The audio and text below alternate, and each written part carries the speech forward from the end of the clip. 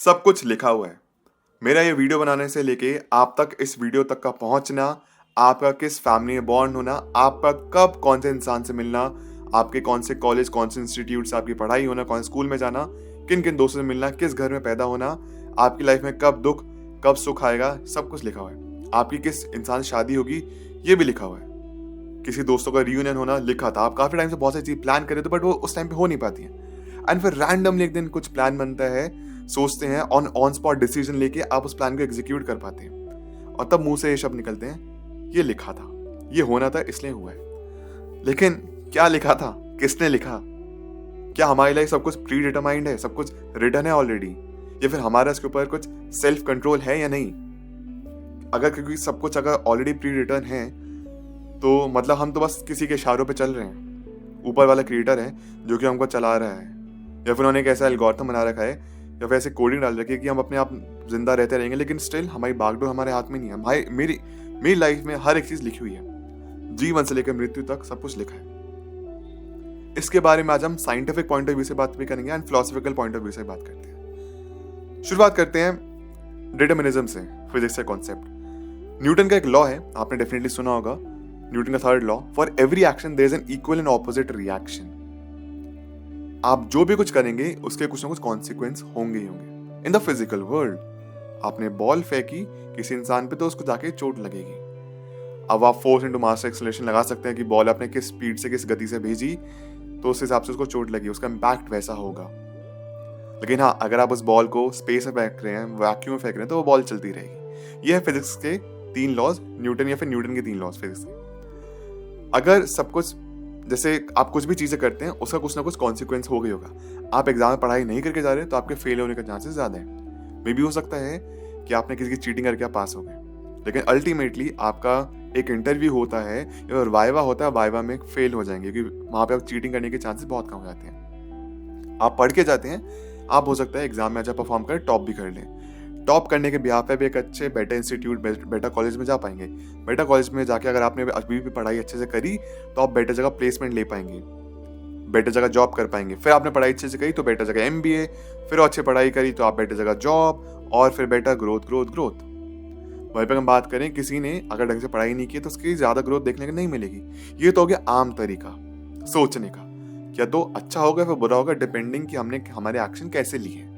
लेकिन कई बार ऐसा भी होता है कि कुछ कॉलेज ड्रॉप आउट्स होते हैं लेकिन अपनी जिंदगी इतनी बढ़िया बना लेते हैं वो जिंदगी कि हम उनसे इंस्पायर होते हैं कि यार ये कॉलेज ड्रॉप आउट होते हुए भी अपने क्लास के टॉपर्स को जॉब दे रहा है। तो यहाँ पे डेस्टिनी का रोल आ जाता है कि डिस्पाइट उसने मेहनत नहीं करी तब भी वो उनसे बेटर कर रहा है इंसान जिसने पढ़ाई लिखाई करके अच्छी जगह वो प्लेस हुआ। क्योंकि अक्सर ऐसा होता है ना कि जो पढ़ाई लिखाई नहीं करेगा वो फेल होगा। ठीक है, एक ये पार्ट हो गया। अब डिस्कस करते हैं exactly 13.8 billion, not exactly but approximately 13.8 billion years ago, जब बिग बैंग हुआ, हमारा यूनिवर्स बना, हम पैदा हुए, सब कुछ बहुत प्रिसाइजली हुआ है, बहुत कैलकुलेटेड, बहुत माइन्यूट डिटेल्स पे ध्यान दिया गया है। हमारा अर्थ का एटमॉस्फेयर कैसा रहेगा, अर्थ की पोजीशन सोलर सिस्टम में कहाँ होनी चाहिए, सन से कितनी दूर होनी चाहिए, सन कितनी एनर्जी का, सन का रेडियस कितना होना चाहिए, सन का डायमीटर कितना होना चाहिए, सन कितना बड़ा होना चाहिए, ये सब कुछ मैटर करता है। हम ह्यूमंस के अंदर कितनी बोन्स, कितने फ्लैश, कितनी नर्व्स, कितने आर्टरीज, क्या क्या ऑर्गन्स होने चाहिए, बहुत परफेक्ट तरीके से अलाइंड है, राइट? क्योंकि इस हिसाब से सोचा है तो सब कुछ एक्चुअली प्री डिटरमाइंड है, प्लान्ड है। क्योंकि रैंडमनेस पे ऐसी चीजें होना थोड़ी इम्पॉसिबल है। लेकिन हाइजेनबर्ग का अनसर्टेनिटी प्रिंसिपल इस चीज की मैं बात करते हैं कि अगर माइक्रोस्कोपिक लेवल पे देखें तो बहुत सारी ऐसी चीजें हैं जो रैंडमली हो रही हैं। रैंडम, ये डिटरमाइंड नहीं है, ये पहले से डिसाइडेड नहीं था, रैंडम चीजें हो रही हैं। लेकिन रैंडम चीजें भी क्यों हो रही हैं, क्यों अपने आप कोई चीजें होती है? वहीं पर अगर हम ह्यूमंस की अगर वापस पॉइंट पे आए कि अगर ह्यूमंस बहुत परफेक्टली तरीके से बने हैं, बहुत प्लान तरीके से बने हैं, हो सकता है कि एक्चुअली ये भी गलत हो। अगर हम रैंडम तरीके से बने हैं, हो सकता है अगर हम प्लान तरीके से बनते तो हमारी लाइफ ज्यादा लंबी होती, हम और ही बेटर तरीके से एवोल्यूशन कर चुके होते ऑलरेडी। और यहाँ पे बड़ी सोचने वाली बात है कि अगर सबको रैंडमली हुआ है, कोइंसिडेंस के साथ हुआ है सब कुछ, बिग बैंग वगैरह होना, तो हम लिटरली रैंडमनेस से कुछ चुटकी में कुछ गलती से कुछ ऐसा हो गया, ऐसी नोबल गैसेस क्रिएट हो गई, एक सिंगुलैरिटी में ऐसा एक्सप्लोजन हो गया कि हम पैदा हुए, एक रैंडम चीज, बहुत कोइंसिडेंस है। लेकिन सोचने वाली बात है कि क्यों कुछ ऐसे लोग होते हैं जो मेहनत नहीं करते तब भी बहुत आगे निकल जाते हैं। क्या इनकी डेस्टिनी थी कि अगर उसको वहां पे पहुंचना तो पहुंचना ही है। अब इसके बारे में थोड़ा और डिस्कस करते हैं। यहाँ पे ना आपकी लाइफ कैसी रहेगी ये बहुत डिसाइड करता है। मुझे एग्जैक्टली तो एग्जाम्पल याद नहीं है, बट मैं उसको थोड़ा बहुत आपको टूटे फूटे शब्दों में समझाने की कोशिश करता हूँ। मैंने कहीं पे पढ़ा था या फिर किसी वीडियो में देखा था कि जनवरी में जो बच्चे बॉर्न होते हैं ना, उनके आइस स्केटिंग में चांसेस ज़्यादा होते हैं बेटर परफॉर्म करने के। फॉर एग्जांपल अगर कोई बच्चा 2000 में बॉर्न हुआ है, जनवरी 2000 में, और एक बच्चा दिसंबर 2000 में बॉर्न हुआ है, तो फिजिकली ज़्यादा चांसेस है कि 2000 वाला बच्चा ज़्यादा डेवलप हुआ हो, क्योंकि लगभग 1 साल का गैप आ गया ना, ब्रेन का भी 1 साल का गैप आ गया, आपने एक्सपीरियंस 1 साल का ज़्यादा ले लिया है। लेकिन सिंस वो उसी ईयर में बॉर्न हुआ है 2000 में, तो उसकी एज के हिसाब से फाइट उसकी या फिर उसके मुकाबले में वही लोग होंगे जो कि उसी के एज के हैं, डिस्पाइट 2001 जस्ट स्टार्ट होने वाला है। फॉर एग्जाम्पल आप एक फाइट टूर्नामेंट में जाते हैं, यहाँ पे फाइट चल रही है 24 साल के 2 लड़कों के बीच में, और वो 2000 का बॉर्न है, लेकिन एक लड़का जैन 2000 का बॉर्न है, एक लड़का दिसंबर 2000 का बॉर्न है, तो जैन 2000 वाले के जीतने के ज़्यादा चांसेस हैं, क्योंकि फिजिकली 1 साल के पास 1 साल का ज़्यादा टाइम है। ऑल दो दिसंबर वाले ने हो सकता है ज़्यादा मेहनत वगैरह की हो, बट फिर भी यू गेटिंग पॉइंट, राइट। एक चीज़ होगी। इसके बाद हम किस जगह पैदा हुए हैं वो फैक्टर्स भी चीज़ें मैटर करती हैं बहुत ज़्यादा।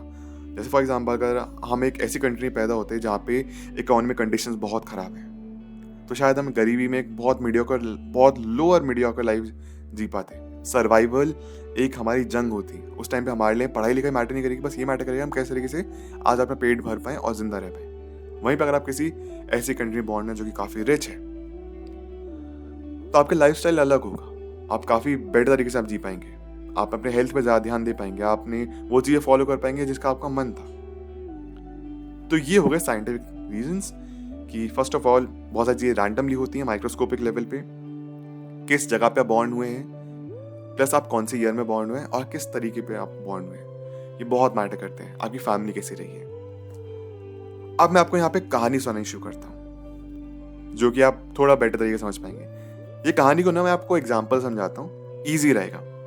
फॉर एग्जाम्पल मान लीजिए कि आपको फ्लाइट में ट्रैवल कर रहे हैं इंडिया से, आप न्यू दिल्ली से न्यूयॉर्क जा रहे हैं, आपके पास पैसे की कमी नहीं है, तो आप यहाँ पे डिसाइड करते हैं कि मैं फर्स्ट क्लास में ट्रैवल करूँगा। आपने सबसे पहले डिसाइड किया आप कौन से टाइम पे जा रहे हैं। आपने मान लीजिए आप 4 बजे की फ्लाइट से जा रहे हैं, 4 AM इंडिया IST।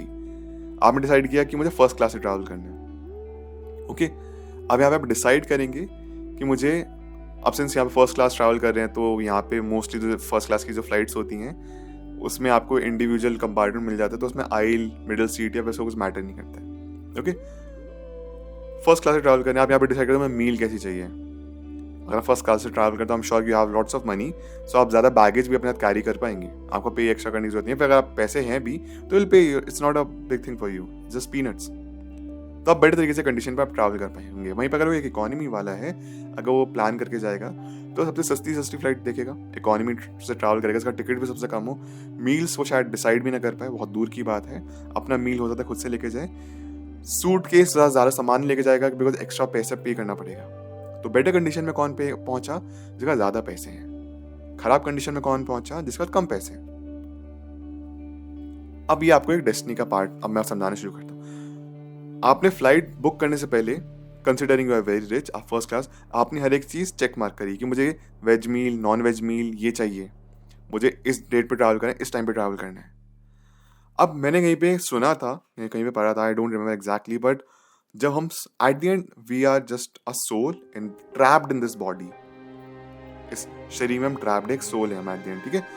और हम अपनी आत्मा, जो हमारा आत्मा होती है, हम शरीर बदलते हैं, आत्मा भी जैसे श्रीमद् भगवद गीता में बताया भी गया, इंसान शरीर बदलता है।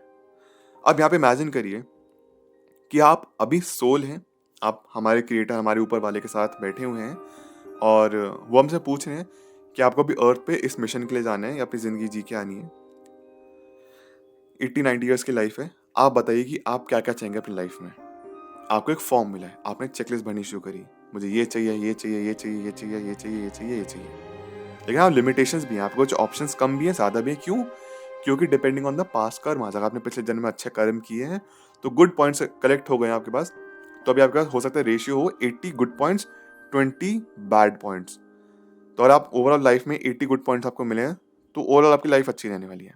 वहीं पर आपने पास कर्म में बुरे काम ज़्यादा किए हैं तो 80 नेगेटिव पॉइंट्स हैं, 20 गुड पॉइंट्स। तो आप हो सकता है कि बहुत ख़राब कंडीशंस में पैदा हुए, फैमिली में बहुत स्ट्रगल हो, बहुत डिफिकल्टी फेस करनी पड़े, और छोटी मोटी हैप्पीनेस मिले आपको लाइफ में कभी कभार। और या फिर आप न्यूट्रल भी हो सकते हैं, आपने ठीक काम किए, ठीक बुरे अच्छे काम भी किए, तो 50-50 के हिसाब से। सो अगर आपने डिसाइड किया था कि ये मेरे कुछ दोस्त हैं जो जो मेरे साथ में भी सोल्स हैं, हम इस पर्टिकुलर डेट पे ही मिलेंगे। फॉर एग्जांपल मैं 30 नवंबर को ही इस इंसान से 30 नवंबर 2024 को ही इस इंसान से मिलूंगा, उससे पहले नहीं मिलूंगा। तो आप उससे पहले हो सकता है मल्टीपल ब्रेकअप से गुजरें और 30 नवंबर को ही अपने राइट पार्टनर से मिलें, चाहे फिर आपका बॉयफ्रेंड हो, गर्लफ्रेंड हो, या फिर फ्यूचर हस्बैंड, फ्यूचर वाइफ। तो ये हो गया, ये लिखा हुआ था, इसलिए you had to go through multiple breakups because अभी आप अपने राइट पार्टनर से मिले ही नहीं थे। जॉब पर्सपेक्टिव से बात करूं, अगर आपने डिसाइड किया था कि 1 जुलाई को मुझे, कंसिडरिंग द कंडीशंस, आपने फॉर्म में भरा था कि 1 जुलाई को मुझे जॉब चाहिए, तो no matter what how much hard you try, आपको उससे पहले जॉब नहीं मिलेगी। खराब जॉब्स के थ्रू आपको गुजरना पड़ेगा, एंड फिर 1 जुलाई को आपको परफेक्ट राइट जॉब आपको मिलेगी। तो ये हो गया कि ये प्री रिटर्न था। प्री रिटर्न किसने किया? आपने खुद लिखा है, आपने लाइफ खुद तय करी थी जर्नी। अब आपको याद नहीं है, लेकिन खुद से तय करके नहीं आए थे। तो वही बात आ गई, for every action there is an equal opposite reaction. आपने या फिर जो अपने पास्ट लाइफ में किया, उससे कॉन्सिक्वेंसेज या फिर उसके रिएक्शंस आपको इस लाइफ में मिल रहे हैं। अलग अलग फिलोसोफर्स ने अलग अलग चीजें कही हैं यहाँ पे। कुछ फिलोसोफर्स ने ऐसा कहा है कि सब कुछ प्री रिटर्न है, सब कुछ डेस्टिनी है। फॉर एग्जाम्पल, अगर आपको इस दिन ये मिलना है, उस दिन आपको वो मिलना है। अगर आपके फॉर एग्जाम्पल किस दिन कोई अच्छी जॉब लग गई, किसी अच्छी कंपनी का आप CEO वगैरह बन गए, या फिर से आपको जॉब से निकाल दिया गया, तो आप अपने बस रिएक्शंस को कंट्रोल कर सकते हैं। आपकी अच्छी जॉब लगी तो आप बहुत खुश हो गए, आपकी बुरी जॉब लगी आप दुखी हो गए, आपने कुछ गलत कदम उठा लिए, ये आपको रिएक्शन हो गया। या फिर आपकी अच्छी जगह जॉब लगी, यू आर न्यूट्रल, अच्छी बात है। I am very happy that मेरे CEO की जॉब लगी, बट अभी और मेहनत करनी बाकी है। ये एक थोड़ा हैप्पी वाला state, but still slightly towards neutral as well. वहीं पर अगर आपकी बुरी जॉब लगी या फिर आपकी जॉब से निकाल दे, तो उस टाइम पे आप सिचुएशन कैसे होगी, मेरे साथ बुरा हुआ है बट कोई बात नहीं, I have time, I am young, I look for more jobs. या फिर अगर even if I am not young, I will still keep on working, hard work के बिहाफ पे मैं और चीजें देखते रहूंगा। ये फ्री विल हो गए, ये फ्री रिएक्शंस हो गए। आप रिएक्ट कर सकते हैं उन चीजों में, कैसा करना है ये आपके हाथ में। वहीं पे एक फिलोसोफर जीन पॉल सार्ट्रे ये कहा करते थे कि ह्यूमंस के पास कंप्लीट फ्रीडम है, हम अपने एक्शंस के बिहाफ पे अपनी डेस्टिनी चूज करते हैं। या फिर जैसे बहुत लोग कहते हैं ना कि मैंने बहुत हार्ड वर्क किया यहाँ तक पहुंचने के लिए, मेरे इतना हार्ड वर्क कोई नहीं कर सकता। ये बहुत गलत बात है बोलना। आपको नहीं पता कि कौन कितना हार्ड वर्क कर रहा है। फॉर एग्जाम्पल, बहुत दुनिया में ऐसे लोग हैं जो कि ज़्यादा हार्ड वर्क करते हैं। आपने मुंबई डब्बा वाला की कहानी सुनी है, वो बहुत हार्ड वर्क करते हैं। वहीं पर अगर हम किसी एक दूसरी कंपनी के CEO की बात करें, वो भी बहुत हार्ड वर्क कर रहे हैं। फर्क क्या है, जो CEO है वो ज़्यादा पैसा कमा रहे हैं, जो बेटर लाइफस्टाइल जी पा रहे हैं। मुंबई डब्बा वाला हो सकता है ज़्यादा मेहनत कर रहे हो, बट वो उतनी बेटर लाइफ नहीं जी पा रहे। अब यहाँ पे हैप्पीनेस एक चॉइस हो गई। Maybe they are happy in their own lives. वहीं पर अगर हम बात करें CEO, मे बी वो हैप्पी नहीं है, वो मेंटल ट्रॉमा से गुजर रहे हैं, but still he is living in a much better condition. तो यहाँ पे डेस्टिनी कर एक और चीज़ है कि आपने ये डिसाइड नहीं किया ना, मतलब आप तो इस फैमिली में बॉन्ड हुए थे। ये अगर हम अब प्री लाइफ की बात छोड़ दें कि आपने आने से पहले, जैसे मैंने अभी थोड़ी देर पहले आपको बताया कि आने से पहले आपने डिसाइड किया था कि मुझे ये चाहिए, वो चाहिए लाइफ में, ये भूल जाइए अभी। एज ऑफ नाउ जो हमारी कॉन्शियसनेस है, हमको अपनी पास्ट लाइफ के बारे में याद नहीं है। एज ऑफ नाउ हम यही बोल सकते हैं कि हमने डिसाइड नहीं किया कि मेरे पेरेंट्स कौन होंगे। आप इस फैमिली में बॉन्ड हुए, इसी के अकॉर्डिंग आपकी लाइफ आगे बनेगी।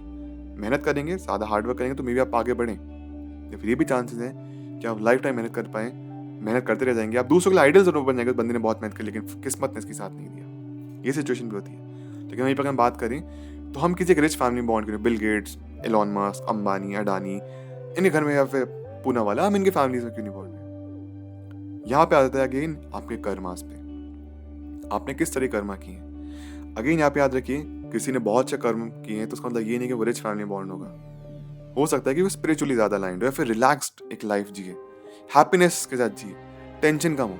ये भी अपने में गुड कर्मा का रिजल्ट है। या फिर आप कभी कोई दुश्मन नहीं बनेंगे, दोस्त रहेंगे, आपको लोग समय समय पर मदद करने के लिए आ जाएंगे। हमेशा ये मत सोचिए कि मैंने अच्छा कर्म है तो मुझे अमीर ही अक्सर हम यही सोचते हैं कि अच्छा कर्म है तो मुझे अमीर घर में पैदा होऊँगा या फिर अमीर ही मिलेगी, मैं फ्यूचर में अमीर हो जाऊँगा। अच्छा कर्म का मतलब ये भी रिज़ल्ट मिल सकता है कि एक आप अच्छी लाइफ़ जी पाएँगे। और बुरे कर्म पे तो डेफ़िनेटली आप अपने कॉन्सिक्वेंसेस आप देखेंगे। So these are few of the things which I want to discuss over here and I hope आपके डेफ़िनेटली कुछ पॉइंट्स होंगे जो आप मेरे साथ शेयर करना चाहेंगे। फिर आपको क्या लगता है डेस्टिनी को लेके, मुझे कमेंट्स में जाके अपनी राय ज़रूर बताइए। एंड कितना आप सहमत है, कितने सहमत नहीं है, अपने पॉइंट्स मुझे ज़रूर शेयर करिए, ठीक है? एंड क्या सच में इज़ एवरीथिंग प्री रिटन? या फिर जो लोग कहते हैं कि मैंने बहुत हार्ड वर्क किया है, हर कोई हार्ड वर्क कर रहा है, आपने भी हार्ड वर्क किया है, पढ़ाई मैंने भी किया, हर कोई ना कोई, हर कोई इंसान हार्ड वर्क कर रहा है। हार्ड वर्क के बिना लाइफ जीना इम्पॉसिबल है। हार्ड वर्क तो हर कोई कर रहा है, पर किस्मत, लक या डेस्टिनी किसके हाथ में है, वो तो रैंडमनेस है। या फिर अगर प्री डिटरमाइंड है तो ऊपर वाले ने लिखा है कि इसको इस एज के बाद ही सक्सेस मिलेगी, क्योंकि हार्ड वर्क हर कोई करता है, हर कोई करता है। मेरा नाम Abhineet Bhardwaj. Thank you so much for watching this video. I hope you enjoyed. Take care. Bye.